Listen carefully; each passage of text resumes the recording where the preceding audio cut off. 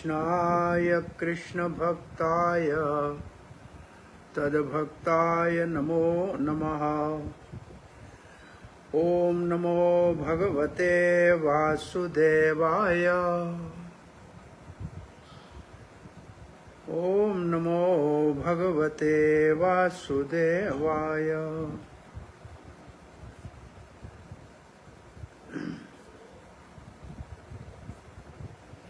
ओम नमो भगवते वासुदेवाय।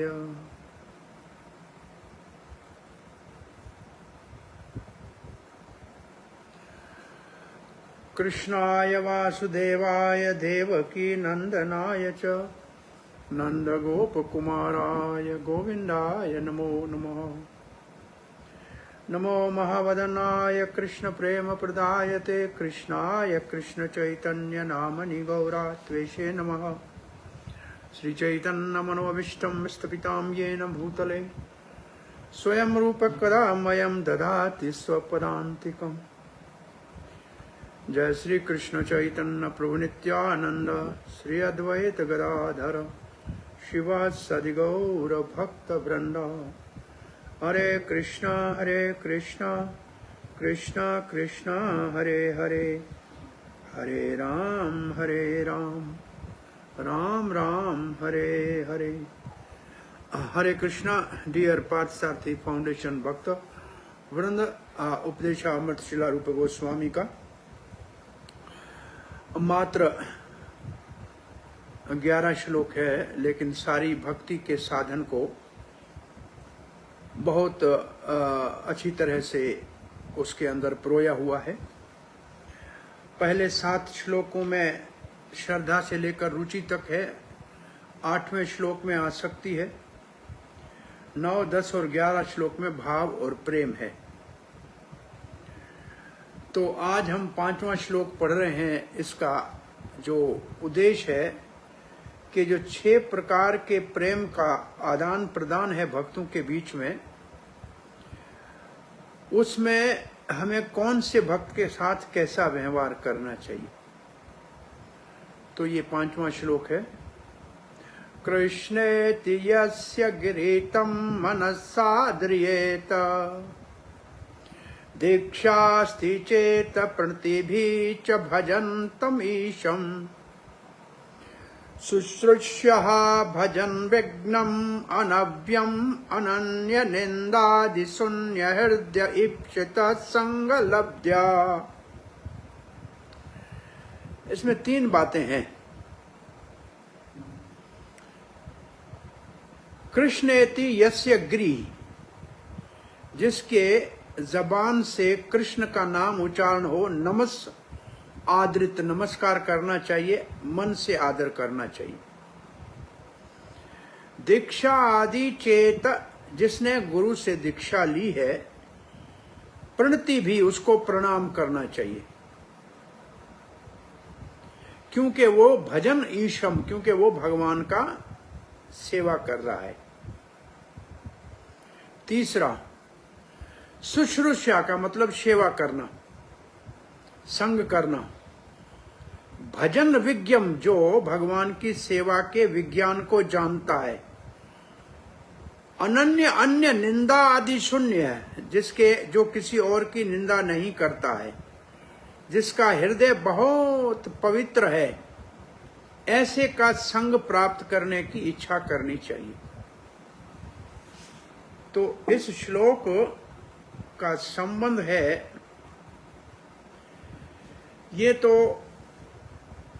हर बार आप देखते आ रहे हैं। पहले 4 श्लोकों में पहला श्लोक तो है मध्यम अधिकारी, जो वैष्णव है उसका, वो कैसे अपने आप को 6 वेगों को वश में करता है, उसके लक्षण। इसको गुरु प्रिंसिपल कहते हैं। 2, 3, 4 में है मध्यम अधिकारी, जो गोस्वामी है, प्रचार करता है, उसका बाहर का व्यवहार कैसा होता है और भक्ति के कौन से नियम पालन करता है। और आज का ये 5वां श्लोक से लेकर और 8वें श्लोक तक मध्यम अधिकारी, जिसके विषय में आज हम जानेंगे किसको मध्यम अधिकारी कहा जाता है, उसकी दृष्टि क्या होती है, उसकी दृष्टि क्या होती है, उसकी नजर क्या होती है, और उसके अंदर में वो कैसे अपने आप को भक्ति में परिपक्व करता है। उसके अंदर का, बाहर का व्यवहार, ये अंदर का विकसित होना अंदर, ये इन 4 श्लोकों में है। ये भक्ति सिद्धांत सरस्वती गोस्वामी महाराज श्रील प्रभुपाद ने 4थे श्लोक में लिखा था, जो भक्त न तो नया है और न ही महाभागवत है, जो मध्यम अधिकारी है और जो भगवान की सेवा में, कृष्ण से प्रेम करता है और उसकी सेवा में लगा हुआ है और मैत्री करता है अपने समान वालों से, और जो अज्ञ है, अज्ञानी है, उसके ऊपर कृपा करता है, और जो ईर्ष्यालु है, असुरी प्रवृत्ति है, उनकी उपेक्षा करता है। तो इस श्लोक में कि हमें किसके साथ 6 प्रकार का व्यवहार प्रेम का करना चाहिए, ये आने वाले श्लोक में बताया जाएगा। श्री रूप गोस्वामी ने कहा है कि कौन से वैष्णव को मित्र बनाना चाहिए, किसके ऊपर कृपा करनी चाहिए, किसका संग करना चाहिए, किसकी सेवा करनी चाहिए। तो ये इनका आपस में संबंध है। और ये श्लोक फिर भी आएगा। ये श्लोक कल दिया हुआ था, मध्यम अधिकारी की पहचान। मध्यम अधिकारी की 4 बातें हैं इसमें। ईश्वरे भगवान, प्रेम, ईश्वर से प्रेम करता है। तद अधिनेशु का मतलब भगवान के भक्त, मैत्री, उनसे मित्रता करता है। बालेशु, बालेशेषु, जो बिल्कुल बालक की तरह बेचारे अनजान हैं, कृपा, उनके ऊपर कृपा करता है। और द्वेषस्तु, द्वेषस्तु मतलब जो द्वेषी है, ईर्ष्यालु है, उपेक्षा, उनसे उपेक्षा करता है। तो ये 4 प्रकार का व्यवहार मध्यम अधिकारी जिससे मिलता है उनसे करता है। अब हम आ रहे हैं अपने 5वें श्लोक का, जो तात्पर्य श्रील प्रभुपाद जी का है, जिसमें 16 अनुच्छेद हैं, पैराग्राफ हैं। तो पहले पैराग्राफ में श्रील प्रभुपाद ने लिखा है इस श्लोक का उद्देश्य क्या है, और 3 प्रकार के अधिकारियों का श्रील प्रभुपाद ने वर्णन किया है। और 2 और 3 परिच्छेद में कनिष्ठ अधिकारी और मध्यम अधिकारी भागवत के आधार के ऊपर बताए गए हैं। और 4थे से लेकर 9 परिच्छेद तक 3 प्रकार के वैष्णव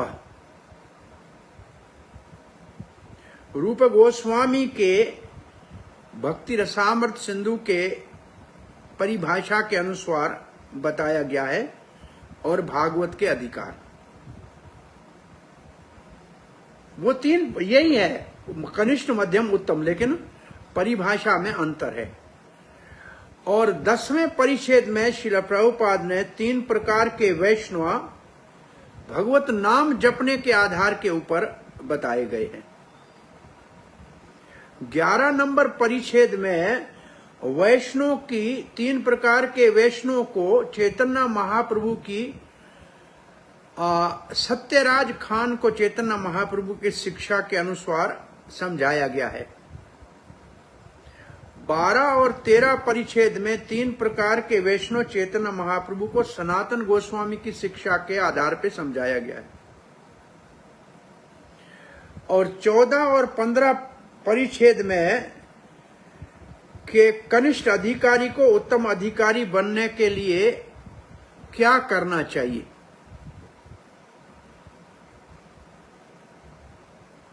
आगे कैसे बढ़े, और श्रील प्रभुपाद का अंतिम कंक्लूजन या निर्णय है 16 परिच्छेद।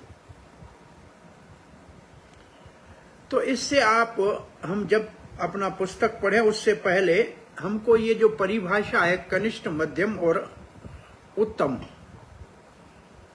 कभी इनको भक्त कहते हैं, कभी इनको अधिकारी कहते हैं, इनमें अंतर है। तो ये कौन से आधार पे ये तीन बातें कही गई है, ये देखिए आपके सामने है। आप ये जानते हैं श्रद्धा, साधु संग, भजन क्रिया, अनर्थ निवृत्ति, निष्ठा, रुचि, आसक्ति, भाव और प्रेम। ये श्रील रूप गोस्वामी ने भक्ति क्रमे क्रमे कैसे होती है उसका वर्णन किया है। तो सामान्य रूप से श्रद्धा, साधु संग और भजन क्रिया, जो इन तीन स्तर पे होता है उसको कनिष्ठ कहते हैं। ये तीन के अंतर्गत, जो एक में हो, दो में या तीन में हो, इसको कनिष्ठ कहते हैं। और जो भजन क्रिया और अनर्थ निवृत्ति तक अगर पहुंच गया है तो अभी तक है कनिष्ठ, लेकिन मध्यम तक पहुंचने वाला है। और जनरली मध्यम है अनर्थ निवृत्ति से लेकर आसक्ति तक। इसमें भी जो निष्ठा और रुचि तक है, सिर्फ अभी आसक्ति तक नहीं पहुंचा है, उसको मध्यम में भी मध्यम कहेंगे। मतलब मध्यम में न ऊपर का मध्यम है, न नीचे का मध्यम है, बीच का मध्यम है। और जनरली भाव से प्रेम तक जो है इसको उत्तम कहते हैं।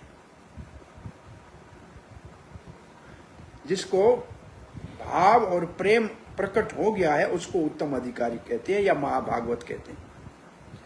इसमें एक मध्यम उत्तम है आसक्ति और भाव के बीच में। तो आप देखिए मध्यम जो हमारे पास है, कनिष्ठ मध्यम, मध्यम मध्यम और उत्तम मध्यम। तो मध्यम तीन प्रकार के हो गए। एक निष्ठा तक पहुंचा हुआ मध्यम, एक रुचि तक पहुंचा हुआ मध्यम और एक भाव तक पहुंचा हुआ मध्यम।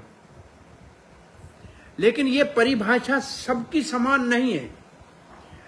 नेक्टर ऑफ इंस्ट्रक्शन में एक परिभाषा है, नेक्टर ऑफ डिवोशन में दूसरी परिभाषा है, भक्ति रसामृत सिंधु में दूसरी परिभाषा है, भागवत में और अलग परिभाषा है, और चैतन्य चरितामृत में भी अलग अलग परिभाषा है। लेकिन इसका जो नाम है, इसका आधार ये है, श्रद्धा से लेकर प्रेम तक। ये बात आपको समझ में आ गई? आपका कोई प्रश्न है? हरे कृष्णा। अगर अभी तक की क्लास में किसी का भी कोई प्रश्न हो तो आप हैंड रेज कर सकते हैं। ये तीन जो वर्ड हैं, उत्तम, मध्यम, कनिष्ठ, इसका आधार क्या है ये हमने आपको अभी बताया है।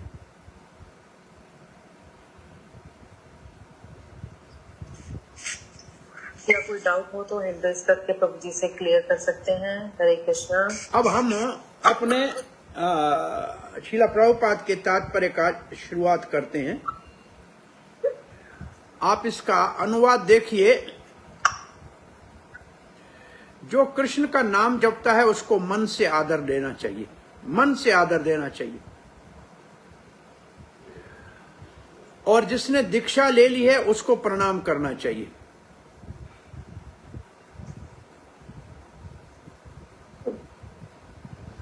और जो वो क्या काम करता है, दीक्षा लिया उसने, और काम क्या, भगवान की सेवा में लगा हुआ है, अर्चा विग्रह की। और संग किसका करना चाहिए? श्रद्धा पूर्वक सेवा किसकी करनी चाहिए? शुद्ध भक्त की, जो अनन्य भक्ति में प्रगति किया हुआ है, जिसका हृदय पवित्र है और जो किसी की निंदा नहीं करता। ये तीन बातें इस श्लोक में है। अब श्रील प्रभुपाद जी के अनुवाद को, तात्पर्य को पढ़ते हैं। बुद्धिमानी से 6 प्रकार का प्रेम का आदान प्रदान जो चौथे श्लोक में कहा गया है, उसके लिए हमें बड़ी सावधानी से निर्णय करना चाहिए कि कौन से वैष्णव के साथ ये व्यवहार करना चाहिए। प्रभुपाद जी पहले ये लिख रहे हैं। श्रील रूप गोस्वामी इसलिए हमको कहते हैं हर एक वैष्णव से हमको उचित प्रकार से मिलना चाहिए। और कौन से आधार पे, कि कौन से स्तर का वो है। तो फिर स्तर कौन से हैं? तो 3 प्रकार के स्तर है। प्रभुपाद जी कहते हैं कनिष्ठ अधिकारी, मध्यम अधिकारी और उत्तम अधिकारी। अधिकारी का मतलब ये इसके लायक हैं। अब प्रभुपाद जी लिखते हैं कनिष्ठ अधिकारी नया भक्त है, नया शिक्षक है, और कनिष्ठ ने हरिनाम दीक्षा ले ली है गुरुजी से और भगवान श्री कृष्ण का नाम जपने का प्रयास कर रहा है। ऐसे नए भक्त का आदर करना चाहिए, मन से आदर करना चाहिए। इसको कनिष्ठ वैष्णव कहते हैं। मध्यम अधिकारी ने दीक्षा ली है गुरु से और गुरु के द्वारा भगवान की दिव्य सेवा में पूरी तरह से लगा हुआ है। पहले वाला जप करने का प्रयास कर रहा है, दूसरे वाला भगवान की सेवा में पूर्ण रूप से लगा हुआ है। इसलिए मध्यम अधिकारी बीच का स्तर है भक्ति का, और प्रायः इसको प्रणाम करना चाहिए। ये लिखा नहीं है लेकिन इसका भाव ये है। और उत्तम अधिकारी कौन है? वो अति उन्नत अनन्य भक्त है। वो किसी की निंदा नहीं करता है। सबसे पहली पहचान उसकी है, वो किसी को बुरा नहीं कहता, किसी में बुराई नहीं देखता है, किसी की निंदा नहीं करता। उसका हृदय बिल्कुल शुद्ध है और उन्होंने कृष्ण भावना की अनुभूति की है। और रूप गोस्वामी कहते हैं ऐसे भक्त का संग करना चाहिए, और यही हमारी इच्छा होनी चाहिए कि ऐसे भक्त का हमको संग मिले। ये पहला परिच्छेद है जिसमें इस मंत्र ये जो है इसका भाव और 3 अधिकारी बताया गया है। अब जो है भागवत के आधार के ऊपर 3 अधिकारी कैसे हैं उनका वर्णन किया जा रहा है ये दूसरे परिच्छेद में। अब श्रील प्रभुपाद जी कहते हैं हमें कनिष्ठ अधिकारी सदा नहीं रहना चाहिए। जो नीचे स्तर पे है, कनिष्ठ स्तर पे है, वो सिर्फ भगवान की मंदिर में पूजा करने में रुचि रखता है। उसको भागवत में के 11वें स्कंद में ऐसे बताया गया है। तो ये कनिष्ठ की परिभाषा है। अर्चायाम एव हरिये, हरि के अर्चा मतलब विग्रह, मंदिर में जो ठाकुर जी विराजमान है, पूज्याम उसकी पूजा करता है।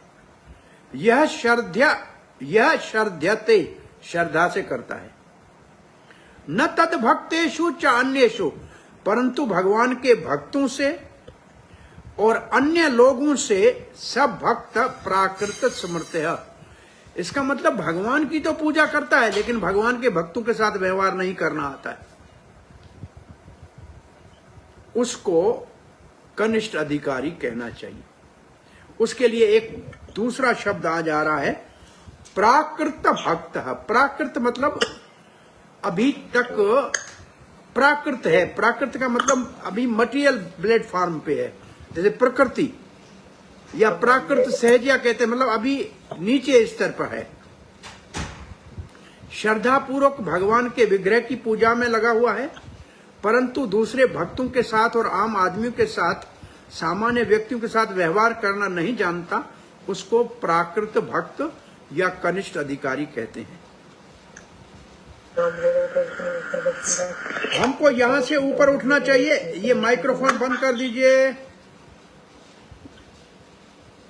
हमें कनिष्ठ के स्तर से ऊपर उठना चाहिए, कम से कम मध्यम तक आना चाहिए।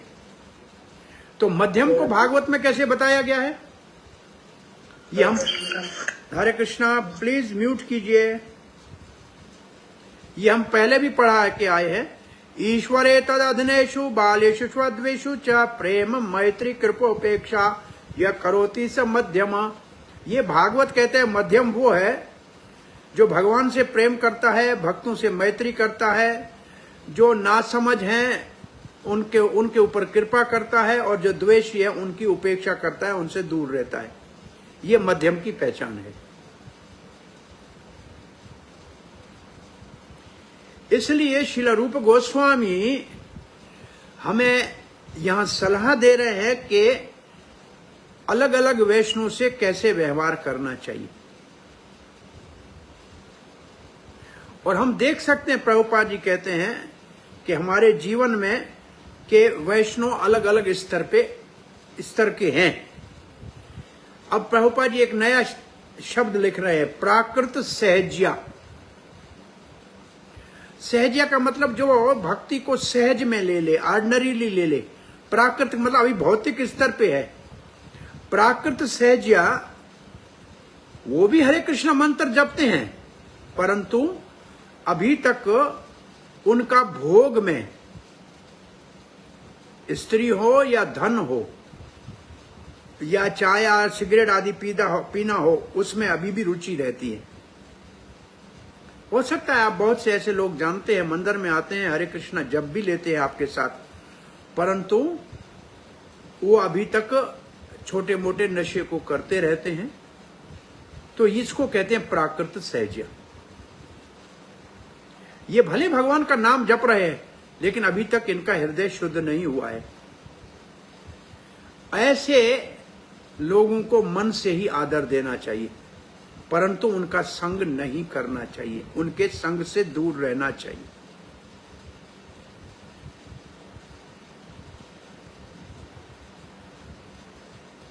परंतु दूसरे जो है बेचारे अभी बहुत सरल है, इनोसेंट हैं, बालक जैसे है, परंतु गलत संग के कारण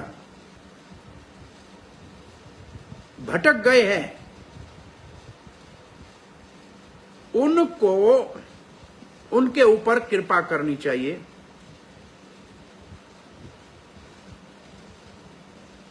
अगर वो भक्ति में बढ़ना चाहते हैं तो उनको सहयोग करना चाहिए, उनको साथ देना चाहिए।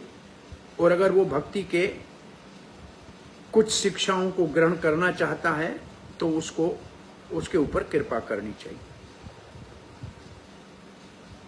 अब एक लाइन आप ध्यान से पढ़िएगा, इसके बाद की लाइन में पढ़ो। ये 3 प्रकार के हो गए नियोफाइट। प्राकृत सहज्या हो गया, और दूसरा हो गया इनोसेंट, और तीसरा अब आ रहा है नियोफाइट हुआ। अब देखो, एक्चुअली अगर काट लो तो भी सेंटेंस नॉर्मल है। Those neophyte devotees who are actually initiated by bona fide spiritual master. अगर इसको मैं ऐसे पढ़ूं, those neophyte devotees who are initiated by spiritual master, तो भी सेंटेंस नॉर्मल है। लेकिन प्रभुपाद जी लिखा है वो नव शिक्षित भक्त जो वास्तव में, असल में प्रमाणिक गुरु के द्वारा दीक्षित है। नंबर 1 देखो, एक्चुअली इनिशिएटेड, एक्चुअली वर्ड आगे डाला है, ये बहुत महत्वपूर्ण है। कुछ लोग दिखावे के लिए दीक्षा ले लेते हैं, लेकिन असल में वो उसके लिए तैयार नहीं होते। और कुछ लोग बोनाफाइड गुरु नहीं है, कहते मैंने दीक्षा ली है, लेकिन गुरु बोनाफाइड नहीं होता है।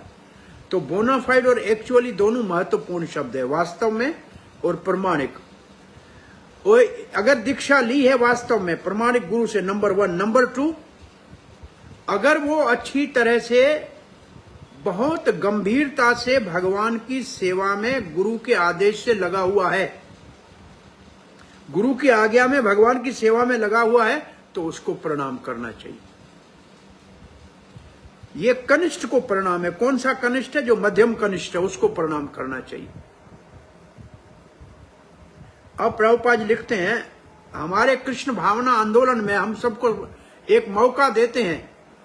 हम ये नहीं कहते हैं कि आप कौन सी जाति से आए हो, कौन सा आपका रंग है, आप कौन से देश से हो, इसका हम कोई भी भेदभाव नहीं करते हैं। हम सबको कहते हैं आप आइए, हमारे साथ बैठिए, प्रसाद पाइए और कृष्ण के बारे में सुनिए। और जब हम देखते हैं कि कोई वास्तव में कृष्ण भावना में रुचि रखता है, और दीक्षा लेने के लिए इच्छुक है तो हम उसको शिष्य बना लेते हैं और उसको भगवान के नाम जपने के लिए प्रेरित करते हैं। ये प्रभुपाद जी अपने जीवन में जैसे उन्होंने पाश्चात्य देश में प्रचार किया वो हमको बता रहे हैं।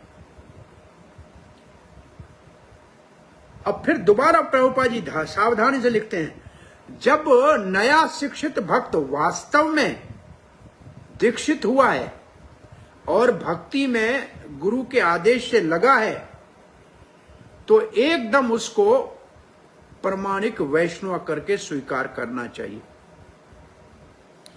फिर ये अंग्रेज है ऐसा कहने की जरूरत नहीं है, फिर ये काला है ये कहने की जरूरत नहीं है, ये यवन है ये कहने की जरूरत नहीं है, ये शूद्र है ये कहने की जरूरत नहीं है। अब वो वैष्णव हो गया और उसको प्रणाम करना चाहिए, प्रभुपाद जी कहते। और ऐसे बहुत से वैष्णव,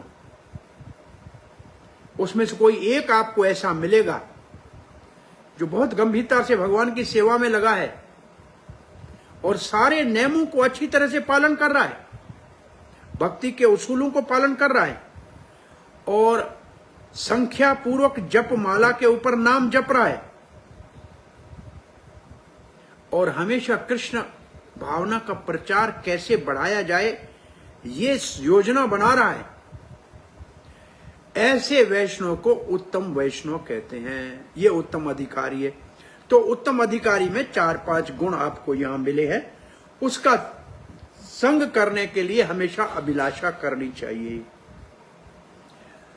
अब हम चलो एक थोड़ा और आगे पढ़ते हैं। अब उत्तम के यहां कौन से लक्षण बताए जरा ये बताइए।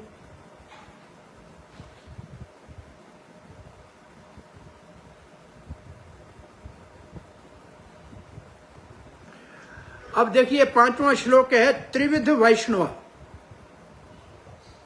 कनिष्ठ अधिकारी, मध्यम अधिकारी, उत्तम अधिकारी। 6 प्रकार के प्रति के आदान प्रदान को व्यवहार में लाने के लिए विवेक पूर्वक उचित व्यक्तियों का चुनाव करना चाहिए। क्यों? क्योंकि वैष्णव अलग अलग पद पर स्थित होते हैं,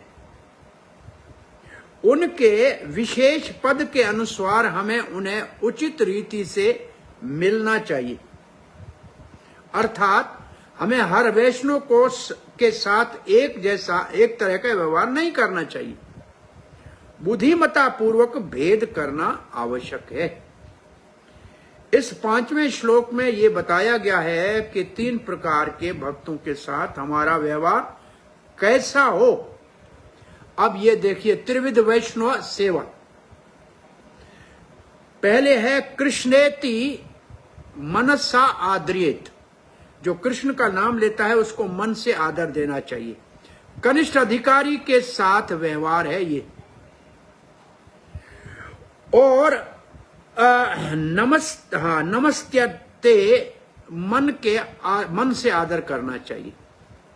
दूसरा है दीक्षा अस्ति, जिसने दीक्षा लिया है, भजनता ईशम, और भगवान का जो सेवा कर रहा है। 2 चीजें, दीक्षा और सेवा, गुरु के आदेश से भगवान की कर रहा है। ये मध्यम अधिकारी का साथ व्यवहार है और इसको प्रणति का मतलब सादर नमस्कार करना चाहिए, प्रणाम करना चाहिए।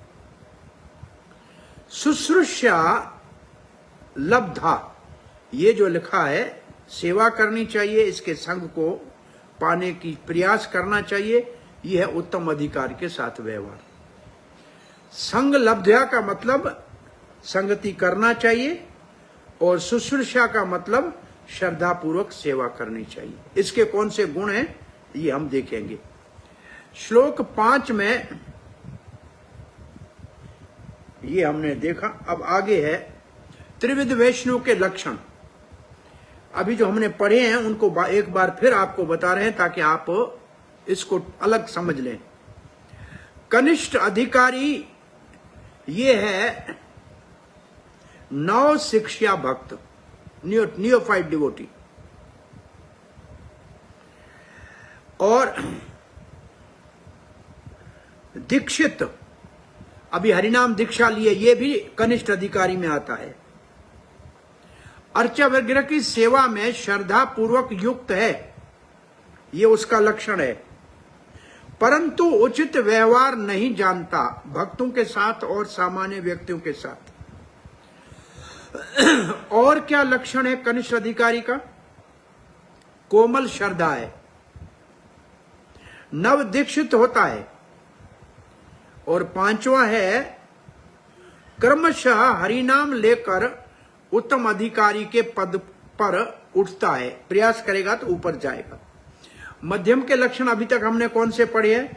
दीक्षित है, गुरु द्वारा पूरी तरह से भगवान की सेवा में युक्त है, लगा हुआ है, भक्ति मार्ग के मध्य में स्थित है, न कनिष्ठ है न उत्तम है, बीच में है, चार वर्गों के प्रति अलग व्यवहार करता है, भगवान से प्रेम, भक्तों से मैत्री और सरल भक्तों के ऊपर कृपा और द्वेषों से दूर उपेक्षा।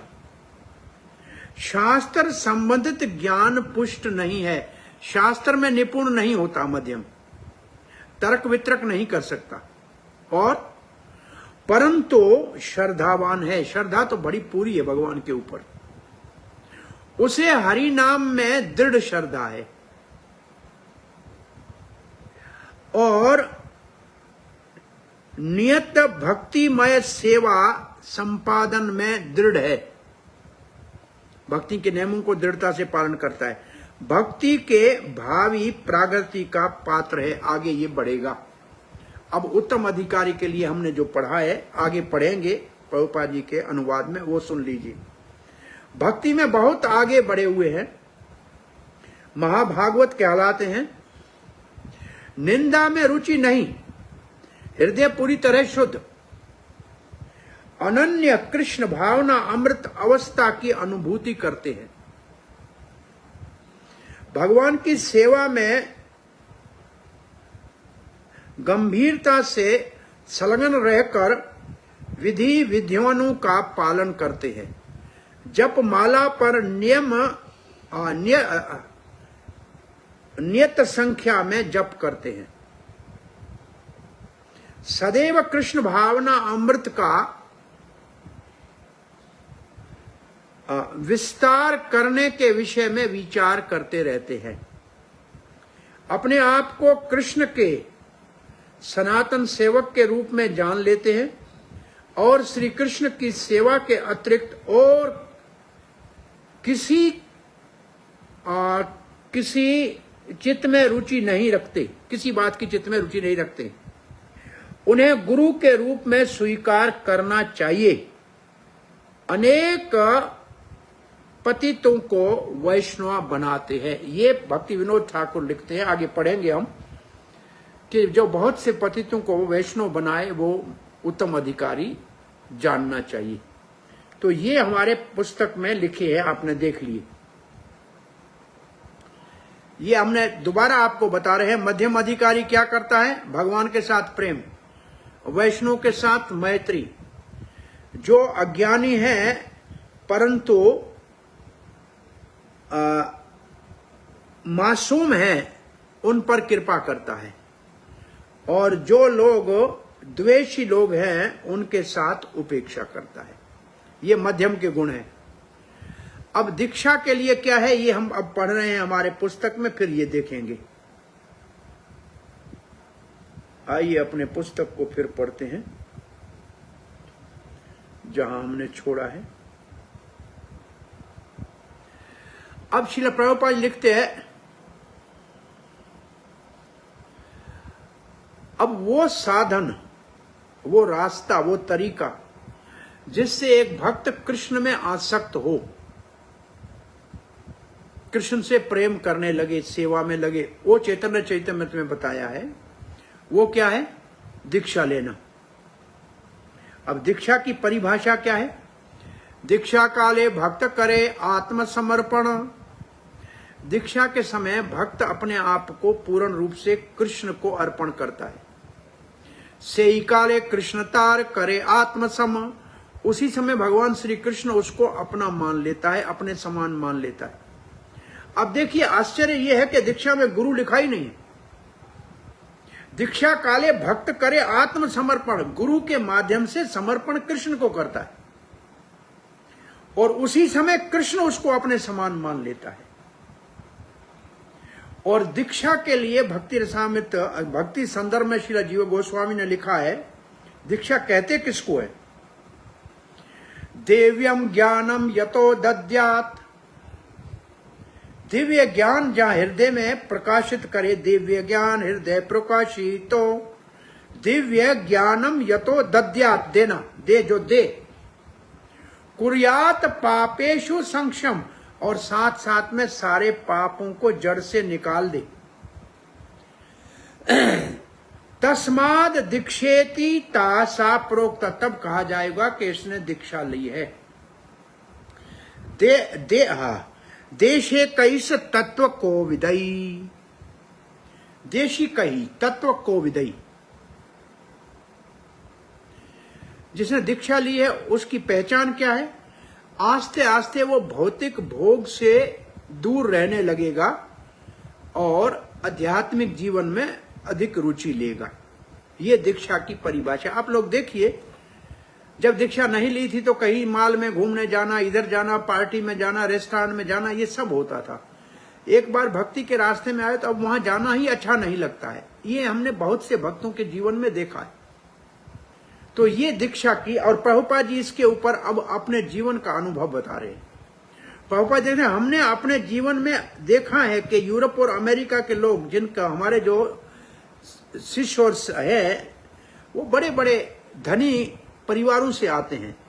उनके पास भौतिक भोग की कोई कमी नहीं है, लेकिन जैसे ही दीक्षा ली उनको भौतिक भोग में कोई रुचि नहीं है और वो आध्यात्मिक जिज्ञासु बन जाते हैं। और भले उनके पास सब सुविधाएं घर में थी, लेकिन अब हमारे साथ रह रहे हैं तो बहुत सादे जीवन बिता रहे हैं। बस उनको दो चीजें चाहिए, मंदिर में रहने को मिल जाए, भक्तों का संग मिल जाए, तो हर एक असुविधा को सह लेते हैं। और ये सच्ची बात है। प्रभुपाद ने जब ये लिखा है तो जुहू के अंदर भक्त कहाँ तीसरे माले पे रहते थे, नीचे से पानी भर के जाते थे, टॉयलेट जमीन में खड्डे खोद के उसके ऊपर घास रख के और 14 चार कपड़े लोटे हुए थे। अब ये अमेरिकन लोगों के लिए तो संभव कैसे हो सकता है? वो प्रसाद कहीं रखते थे तो चूहे लेके चले जाते थे। ऐसी अवस्था में भी भक्त रहे हैं। बहुत बड़े धनी परिवार के भक्त भी दीक्षा लेने के बाद भौतिक, प्रभुपाद जी कहते हैं, भौतिक भोग से अनासक्ति हो जाती है और आध्यात्मिक में इतनी रुचि बढ़ती है कि सब असुविधाएं दो काम के लिए सह लेते हैं। दो चीजें हो, मंदिर में रहने को मिल जाए, भक्तों का संग मिल जाए, तो असुविधाओं की कोई परवाह नहीं है। ये दीक्षा का प्रमाण है।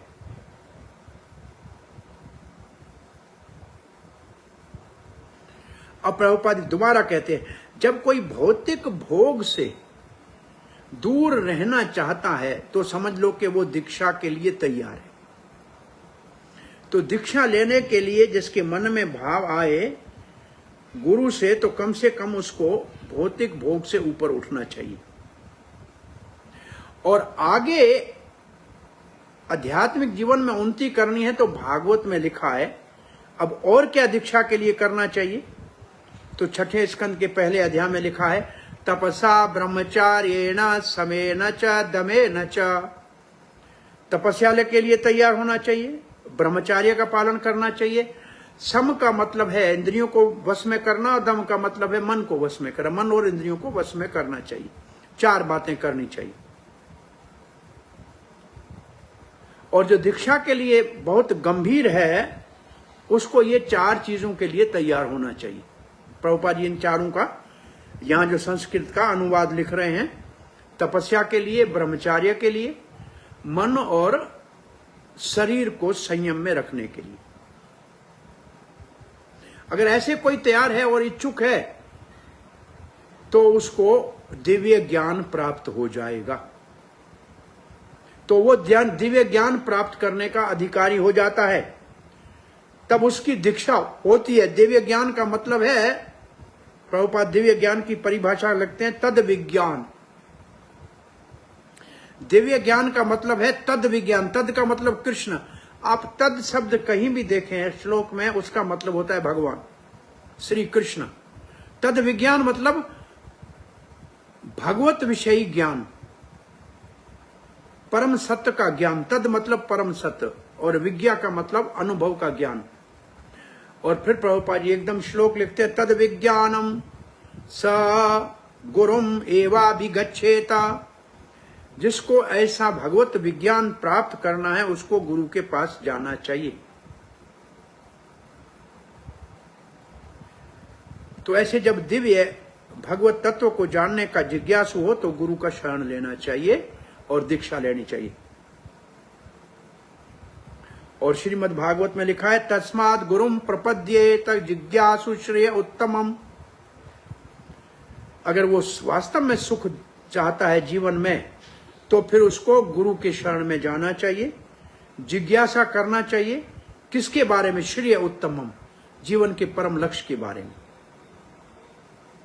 फिर दोबारा प्रभुपाद जी लिखते हैं, अगर कोई वास्तव में इस दिव्य विज्ञान को, भगवत विज्ञान को जानना चाहता है, परम सत्य को जानना चाहता है, तो उसको गुरु के पास जाना चाहिए।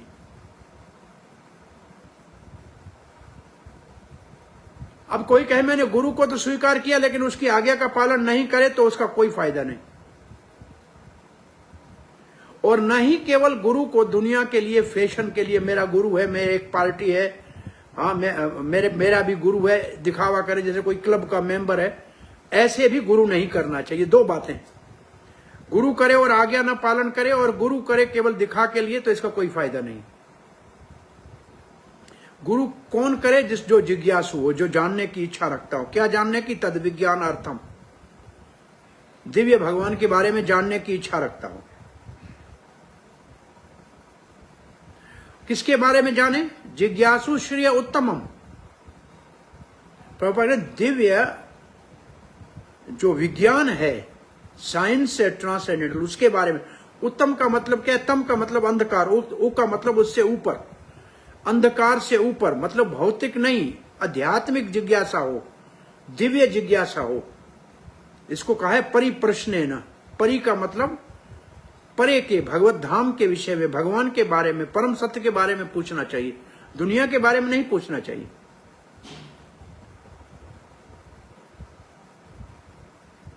तो तम का मतलब अंधकार और उ का मतलब दिव्य। तो अंधकार से निकाल के दिव्यता की तरफ जाने वाला ज्ञान पूछना चाहिए। क्या पूछना चाहिए? हमारे वेदों में लिखा है, तमसो मां ज्योतिर्गमय मृत्योर्मा अमृतम गमय असतो मां सत्य गमय। ये गुरु से जिज्ञासा करके पूछना चाहिए कि असत से सत्य में कैसे जाएं, अंधकार से प्रकाश में कैसे जाएं, अज्ञान से ज्ञान में कैसे जाएं, मृत्यु से अमरता को कैसे प्राप्त करें। ये जिज्ञासा है। अब जब ऐसे गुण किसी में हैं तो फिर वो दीक्षा का अधिकारी है। और जब वो वास्तव में प्रमाणिक गुरु से दीक्षित होता है और सेवा में अच्छी तरह से गंभीरता से लगता है तो उसको मध्यम अधिकारी समझना चाहिए। मध्यम अधिकारी के लिए ये लक्षण लिखे हैं यहां प्रभुपाद ने। अब प्रभुपाद जी आ रहे हैं भगवत नाम जपने के आधार के ऊपर कैसे इनको समझना चाहिए। हरे कृष्ण महामंत्र इतना उत्तम, महान और दिव्य है कि जो हरे कृष्ण महामंत्र जपेगा अपराध से बचते हुए, 10 नाम अपराध है उनसे बचते हुए, तो वो धीरे धीरे इस स्तर के ऊपर आएगा तक कि भगवान और भगवान के नाम में कोई अंतर नहीं है। जैसे उत्तम अधिकारी और नए भक्त में अंतर क्या है? नया भक्त समझता है भगवान कृष्ण और उसके नाम में अंतर है, और ऐसे वो समझता है कि जो मूर्ति है वो भगवान का प्रतीक है, लेकिन भगवान इससे अलग है। और उत्तम अधिकारी कौन है? जो कहता है भगवान और भगवान के नाम में कोई अंतर नहीं है, और भगवान का अर्चा विग्रह ही साक्षात राधा कृष्ण है। उत्तम अधिकारी विग्रह को साक्षात भगवान जानता है, मानता है, और नया अधिकारी उसको विग्रही मानता है, भगवान उससे, ये दोनों में बड़ा अंतर है।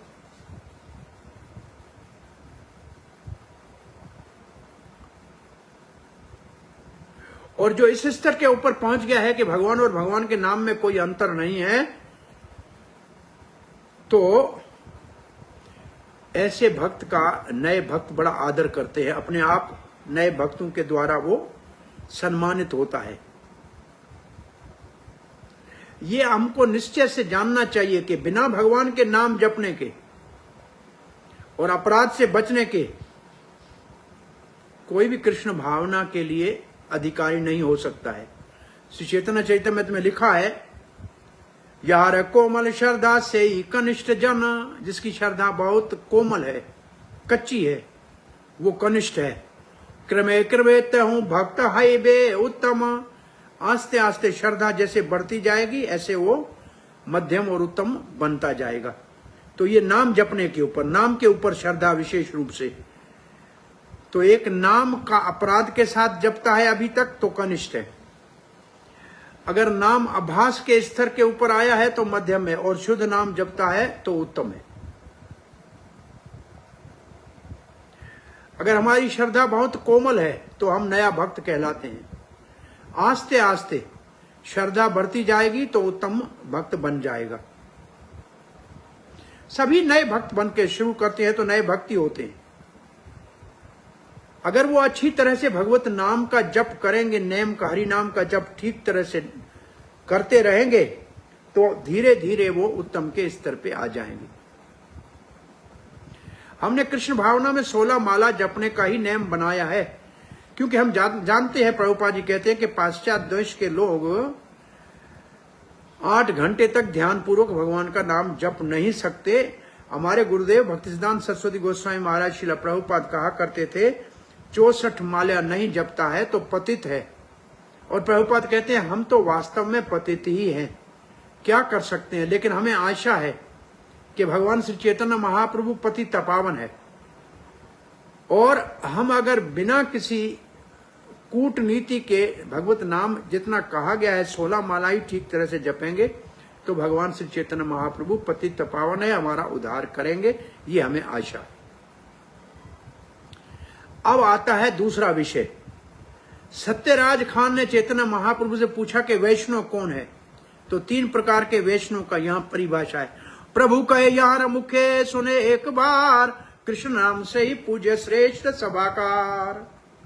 एक बार जिसके मुख से कृष्ण का नाम निकलाया वो सबके लिए पूज्य, हर प्रकार से श्रेष्ठ और पूजनीय है, उसका नमस्कार करना चाहिए। आम आदमी में वो महान है। अतएव यारे मुखे एक कृष्ण नाम, इसलिए जिसके मुख में सिर्फ है ही कृष्ण नाम और कुछ है ही नहीं, से वैष्णव करिए तहार सम्मान, वो वैष्णव है उसका सम्मान करो।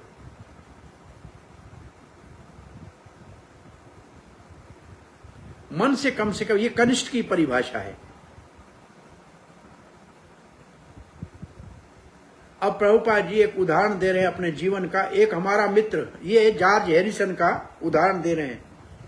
एक हमारा मित्र जो बहुत बड़ा जो है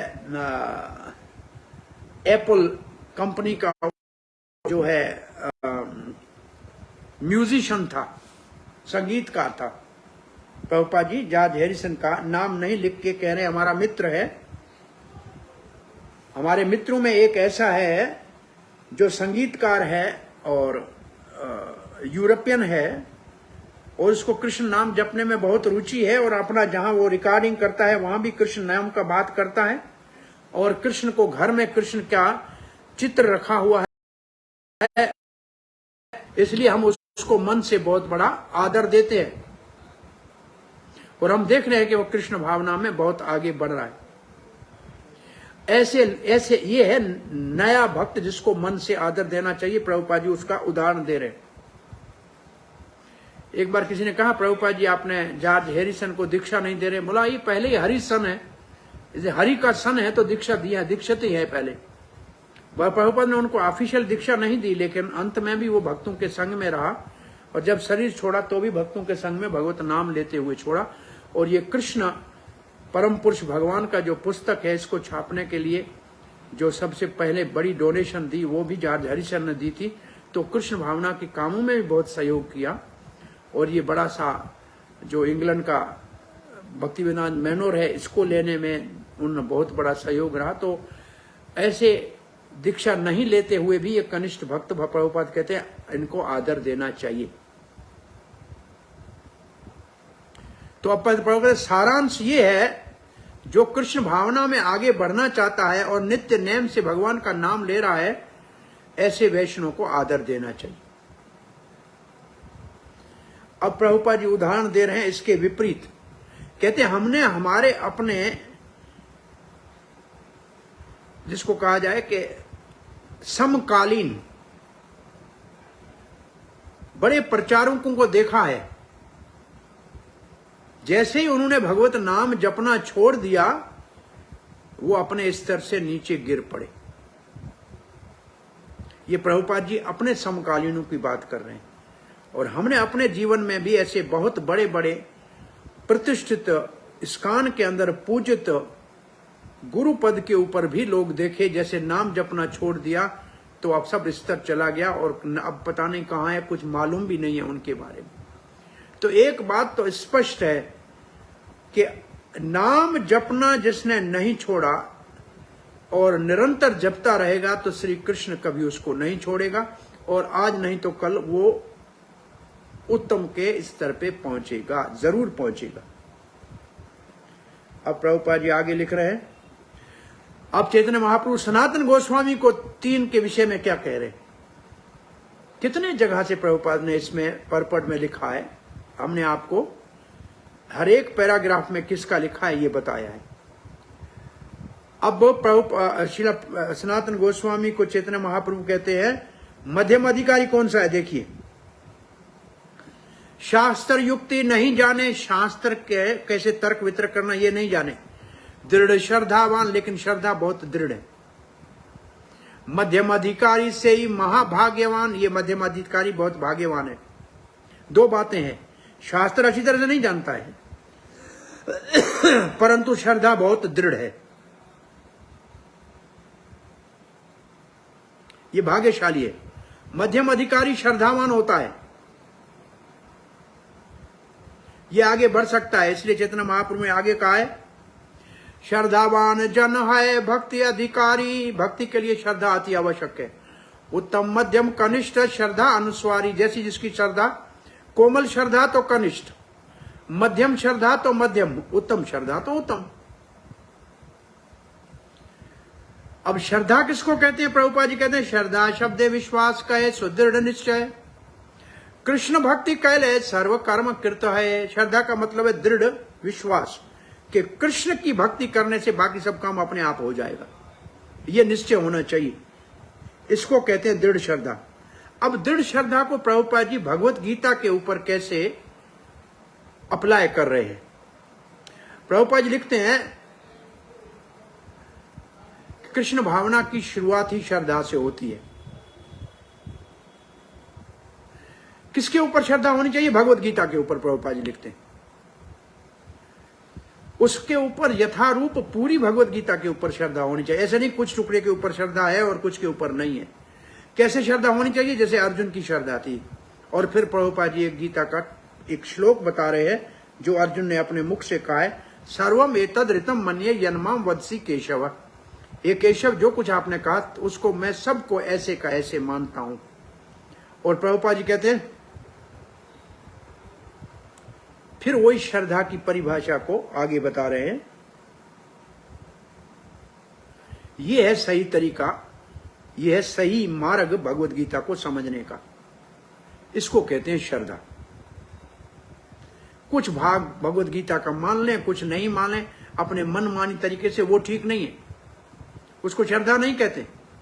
पूरे का पूरा भगवत गीता को मानना ही श्रद्धा कहलाती है। और विशेष रूप से अंतिम जो भगवत गीता का आदेश है, सर्वधर्मान परित्यज माम एकम शरणम व्रज, इसके ऊपर पूर्ण श्रद्धा होना, ये श्रद्धा का परिचय है और वही आध्यात्मिक जीवन में उन्नति कर सकता है। जब कोई पूर्ण रूप से कृष्ण महामंत्र को, हरे कृष्ण महामंत्र को जपने में लग जाता है, प्रभुपाद जी बहुत बड़ी बात लिख रहे हैं, तो हमको हमारे स्वरूप का पता लगता है। स्पिरिचुअल आइडेंटिटी, हमारा स्वरूप क्या है कृष्ण सेवा में, कृष्ण लीला में। हम सेवक तो हैं स्वरूप से, लेकिन कौन सी सेवा है? जैसे हम जानते हैं हमारे कुछ आचार्य भगवान के लिए दूध गर्म करते थे भाव में, मंजरी में राधा रानी के लिए, कुछ मालाएं बनाते थे।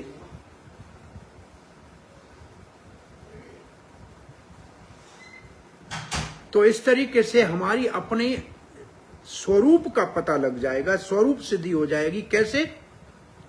जब अच्छी तरह से पूर्ण रूप से हम हरे कृष्ण महामंत्र को जपने में लगे रहेंगे।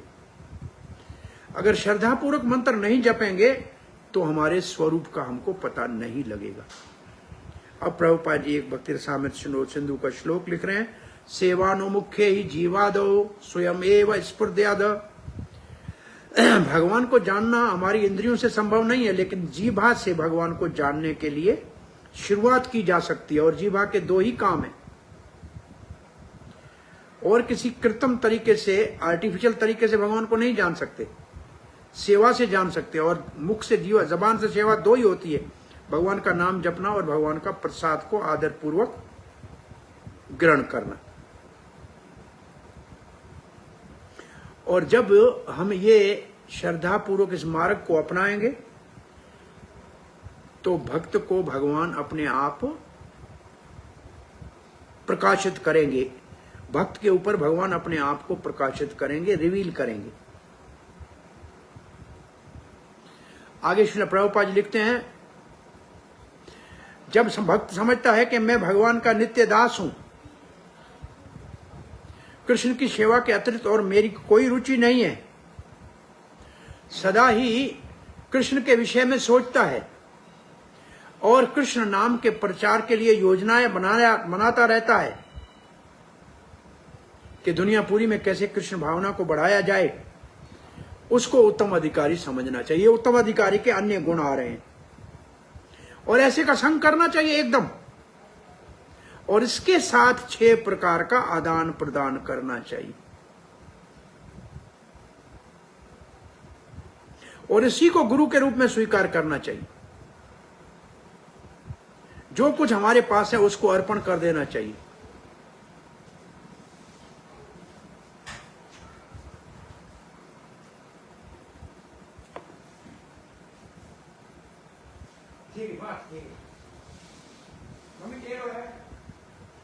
और फिर लिखा है, ब्रह्मचारी का काम ही है जो कुछ मधुकरी लाए वो अपने गुरुदेव को अर्पण करे। तो ऐसा गुरु करना चाहिए। अब प्रभुपाद कहते कहीं कहीं उत्तम अधिकारी नहीं मिले तो क्या करें? तो कोई बात नहीं, ये आगे आएगा। लेकिन फिर यहां लिखा है, हमें उत्तम अधिकारी का नकुल नहीं करना चाहिए, बनने का दिखावा नहीं करना चाहिए। महाभागवत के स्तर पर अनुभूति नहीं हुई है तो वैसे दिखाने का नकल नहीं करना चाहिए। ऐसे नकल करेंगे तो पतित हो जाएंगे। श्रील रूप गोस्वामी इस विषय में लिखते हैं, हमें कनिष्ठ, मध्यम और उत्तम के बीच में अंतर जानना चाहिए, और हमें अपना स्तर क्या है ये भी जानना चाहिए, और किसी दूसरे का नकल नहीं करना चाहिए, और ऊपर स्तर के ऊपर अपने आप को पूजित नहीं बनाना चाहिए।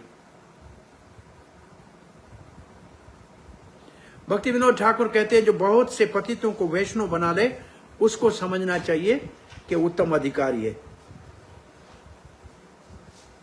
अब ये लिखा है, कभी कभी जहां उत्तम अधिकारी नहीं है वहां मध्यम या कनिष्ठ भी दीक्षा दे सकता है, परंतु उसके शिष्य उसी स्तर तक आगे बढ़ सकेंगे, उससे आगे नहीं बढ़ सकते हैं, क्योंकि उसके आगे गुरुपा के पास ही नहीं है तो कैसे बढ़ेंगे। इसलिए उत्तम अधिकारी को ही गुरु के रूप में चुनना चाहिए। यहां हमारा ये तात्पर्य पूरा होता है प्रभुपाद जी का। अब थोड़ा इनसाइड देख लीजिए, टाइम तो मेरे ख्याल में हो गया है, फिर भी आप चाहें तो मैं कुछ और चीजें आपको दिखा दूं। यस प्रभु जी। दीक्षा के लिए योग्यता जो हमने पढ़ा है उसी को हम आपको सारांश बता रहे हैं। कृष्ण भावना अमृत में रुचि, पहला। दीक्षा की इच्छा होनी चाहिए, 2। तीसरा, जाति, नस्ल, रंग या भेदभाव नहीं, कोई भी आ। फिर चाहिए तपस्या, ब्रह्मचर्य, मन तथा शरीर पर संयम रखने के लिए तैयार होना चाहिए। आध्यात्मिक ज्ञान प्राप्त करने के लिए इच्छुक होना चाहिए, जिज्ञासु, अर्थात परम सत्य के दिव्य विषय में रुचि दिखानी चाहिए। गुरु के आदेशों का पालन करने के लिए तैयार होना चाहिए। दिखाने के लिए गुरु स्वीकार नहीं करना चाहिए, भोग में अरुचि। यह है दीक्षा के लिए योग्यता। और दीक्षा क्या है? दीक्षा के द्वारा मनुष्य में क्रमशः भौतिक भोग के प्रति अरुचि और आध्यात्मिक जीवन के प्रति रुचि उत्पन्न होती है। दीक्षा के समय भक्त भगवान के प्रति पूर्ण समर्पण, आत्मसमर्पण करता है तो श्री कृष्ण उसे अपने समान समझकर स्वीकार करते हैं। उदाहरण, प्रभुपाद ने यूरोप और अमेरिका के लोगों ने धनी परिवार के फिर भी सादा जीवन, मंदिर में और भक्तों के संग में रहने के लिए असुविधाओं को भी स्वीकार कर रहे। वैष्णव, अधिक व्याख्या वैष्णव की, जो एक बार भी कृष्ण नाम का उच्चारण करते हैं उसे श्रेष्ठ मानना चाहिए।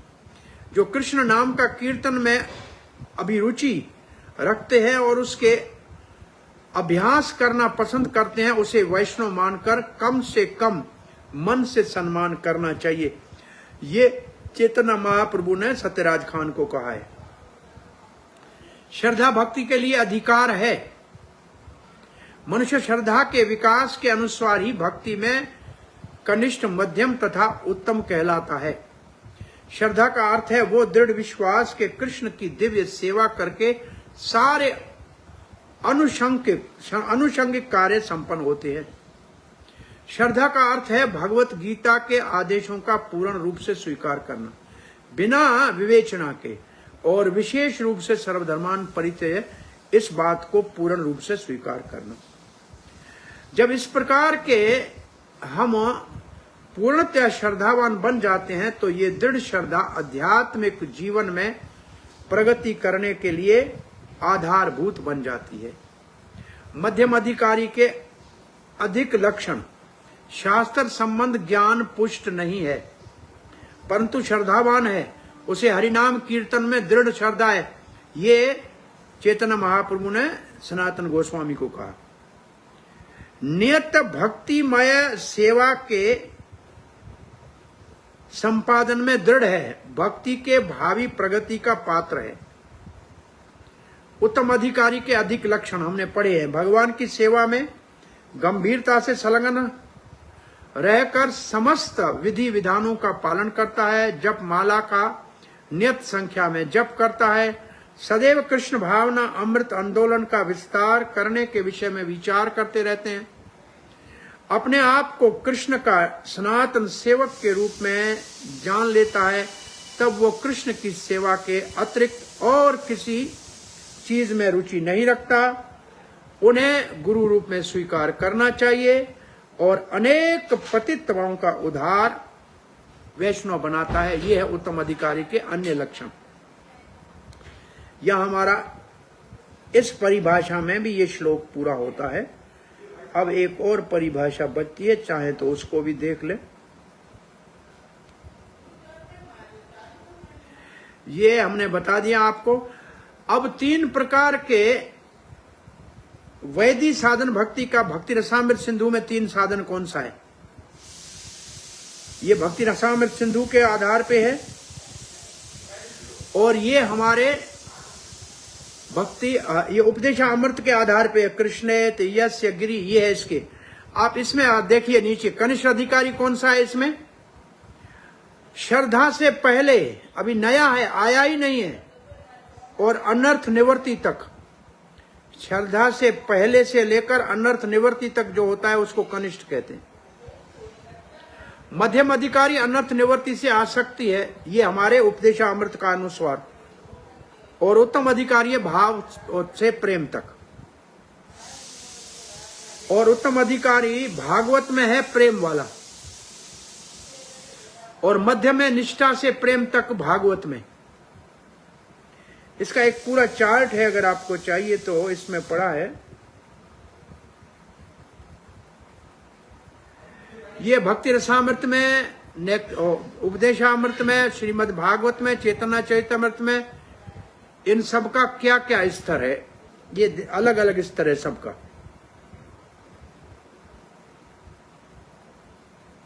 अब मध्यम अधिकारी जो है, प्राकृत सहजिया हमने पढ़ा था, हरे कृष्ण नाम जपता है लेकिन अभी तक भी स्त्री में, धन में और व्यसन में लगा हुआ है। इनको मन से आदर देना चाहिए, उनका संग नहीं करना चाहिए। जो बिल्कुल अभी इनोसेंट है उसको सहयोग करना चाहिए, और अगर वो सुनना चाहे तो उसको भक्ति में लगाना चाहिए। ये तीनों कनिष्ठ है। तीसरा कनिष्ठ कौन है? जो दीक्षा लिया है, नाम जप का प्रयास कर रहा है लेकिन अभी तक सेवा में नहीं लगा है, उसको भी प्रणाम करना चाहिए। ये तीन कनिष्ठ है हमारे इस किताब में जो हमने पढ़ा है। इसमें पहला है प्राकृत सहजिया, दूसरा है इनोसेंट, तीसरा है नियोफाइट डिवोटी। ये तीनों कनिष्ठ है। और बोनाफाइड वैष्णव के साथ कैसे करता है व्यवहार? जब नया भक्त वास्तव में दीक्षा लेता है और भक्ति के कार्य में लग जाता है गुरु की आज्ञा से, तो उसको एकदम ही वैष्णव मानना चाहिए और उसको प्रणाम करना चाहिए। ऐसे कई वैष्णव में से एक ऐसा मिलेगा जो अच्छी तरह से भगवान की सेवा में लगा है, गंभीरता से सब नियमों को पालन करता है, भगवत नाम जपता है, जप के ऊपर सदा प्रचार का विचार करता है, उसको आदर देना चाहिए। अब दीक्षा के बारे में लिखा है जो हम पढ़ चुके हैं। ये 8वें पैराग्राफ में लिखा है कनिष्ठ मध्यम कैसे बनता है।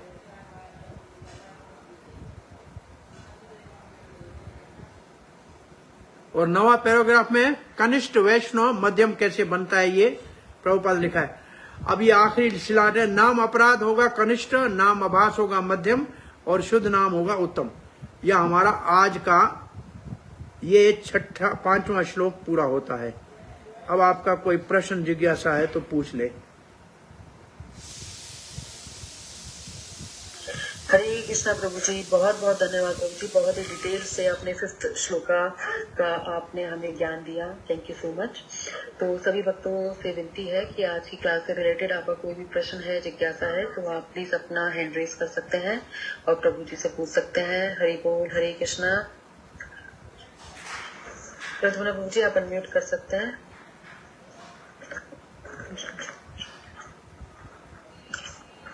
हरे कृष्णा, धन्यवाद, प्रणाम। हरि बोल प्रद्युम्न प्रभु, हरे कृष्णा। हरे कृष्णा, जय राधे। हरि बोल, राधे श्याम, जय हो। अरे भाई खमण बनायो छे, खाऊ छे, खमण खाऊ छे। जय हो, जय हो, जय हो।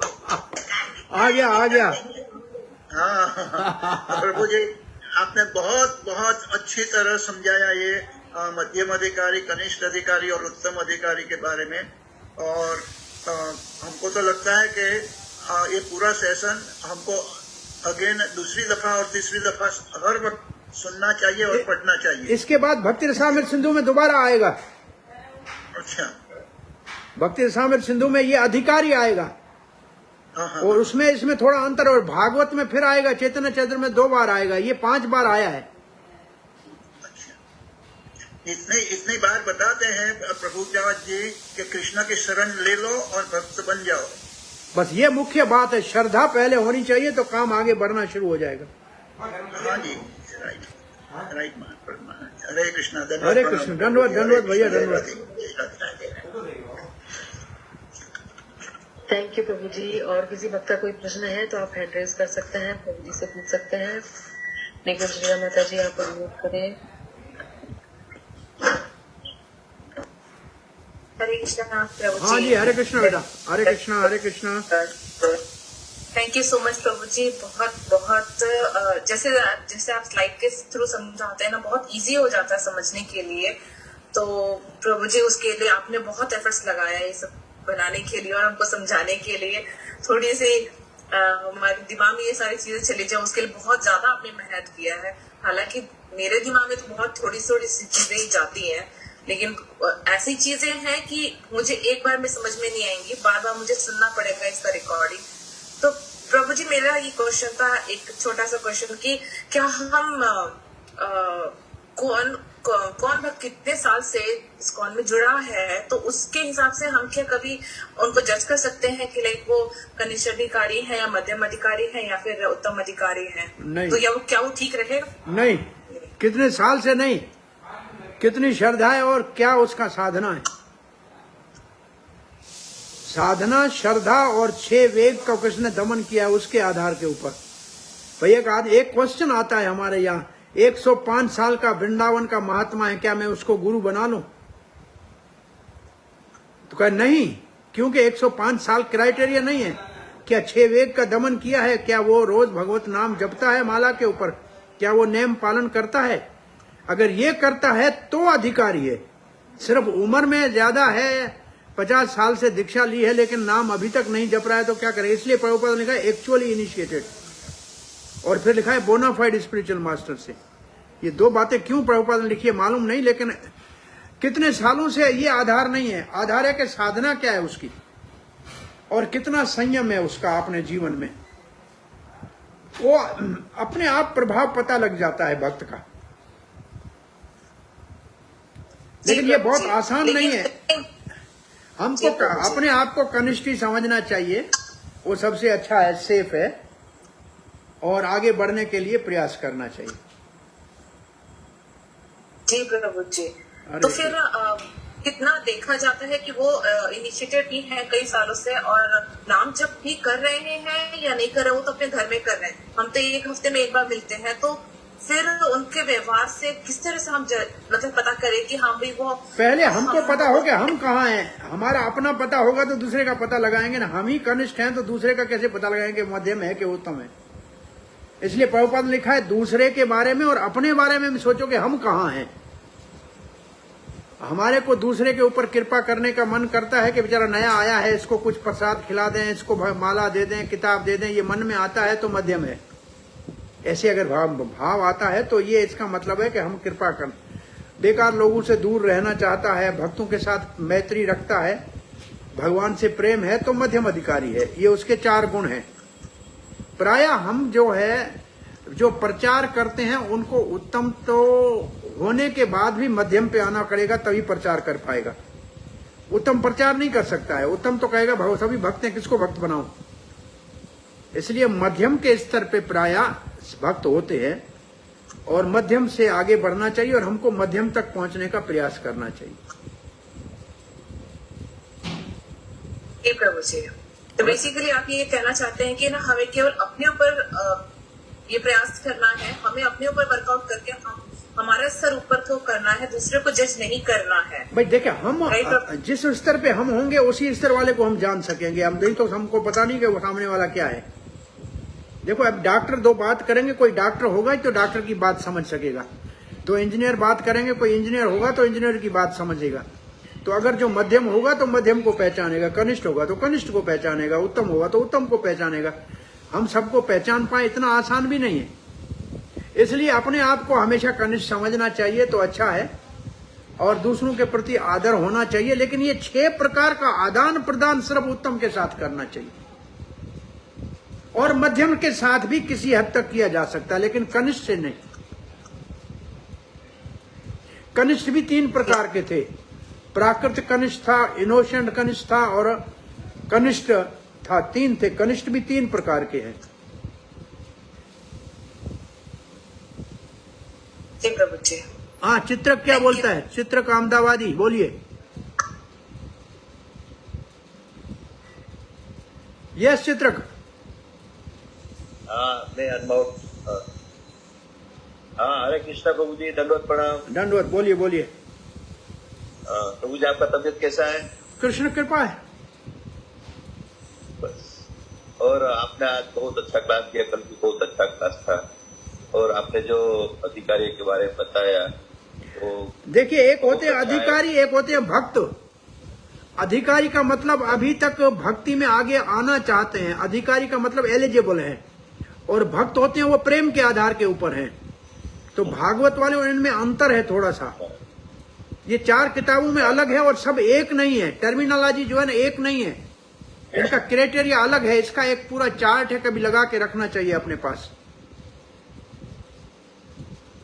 अच्छा, तो भक्तों की कृपा से भक्ति कर रहे हैं और अपने को कनिष्ठ समझ के भक्ति कर रहे हैं, तो आगे अधिकारी बनने, मध्यम अधिकारी बनने के लिए हाँ नहीं, आप तो भाई पुजारी हैं, भगवान की प्रेम से पूजा करते हैं, भक्तों के साथ भी अच्छा व्यवहार करते हैं, लड्डू वड्डू हमको खिलाते हैं, इसका मतलब आप अच्छे ही हैं। भाई भक्तों के साथ व्यवहार करना आता है, गुड़ के लड्डू बना के खिलाते हैं, कहते हैं कभी खिलाते हैं, लेकिन मन में भाव तो है। पूजा करे और भक्तों से व्यवहार नहीं आए तो कनिष्ठ, पूजा करे और भक्तों से व्यवहार आए तो फिर आगे बढ़ गया। थैंक यू, आपका भाव है हमारी तरफ से, हमारे लिए बहुत है। हरे कृष्णा, अरे धन्यवाद। श्रील प्रभुपाद की जय। हरे कृष्णा प्रभु जी, आप कहाँ हो अभी? वृंदावन में हो कि मुंबई में हो? अरे भैया, बम्बई तो देखी नहीं है मैंने। मैं था पाकिस्तान में, वहां से गया था दुबई से आया हूँ घर पे हूँ राजस्थान। कल जाऊंगा वृंदावन और परसों जाऊंगा बहरीन। ओके, मैंने सोचा कि आप वृंदावन में हो शायद। बहुत अभी तो गर्मी की सीजन है। अरे गर्मी तो बहुत है, तो अक्षय तृतीया भगवान को तो चंदन का लेप लगेगा, कल नहीं परसों। हाँ, अक्षय तृतीया कल है ना, परसों में आ रही है। परसों है, और उसी दिन शाम को मैं बहरीन चला जाऊंगा, फिर वापस मिडिल ईस्ट। अच्छा। अब हमारा भ्रमण चालू हो गया है, कोरोना चला गया तो हमारा पाँव में चक्कर आ गया। अच्छा किया, बहुत अच्छा किया प्रभु जी। क्योंकि अभी कोरोना चला गया तो इसलिए सब भक्त लोग प्रीचिंग के लिए बाहर निकलते हैं। हाँ, 2 साल से नहीं निकले थे, तो अब चालू हो गया है। अब ये देखते हैं, अब तो जुलाई तक तो बिजी हैं, उसके बाद जो भगवान की इच्छा होगी। राइट, सच बात है प्रभु जी, बहुत आनंद। हरे कृष्ण, धन्यवाद प्रभु, धन्यवाद। जय राधे। राधा गोविंद का चंदन का दर्शन कीजिए प्रभु जी। हाँ, ओके, राधा गोविंद का चंदन का दर्शन कराइए। चलो, आज चंदन कहाँ लगाया है क्या? नहीं, अभी परसों पे कीजिएगा बोल रहा हूँ। हाँ, तब दिखाइएगा भाई, तब दिखाइए। हम तो उस वक्त फ्लाइट में होंगे 7 बजे, 4 बजे एयरपोर्ट जाना है। क्या करो, वृंदावन से जाना पड़ेगा। नहीं, आपको सेंड कर दूंगा। ओके, आपको सेंड कर दूंगा। साधु। हरे कृष्णा। वांछा कल्पतरुभ्यश्च कृपा सिंधुभ्यः पतितानां पावनेभ्यो।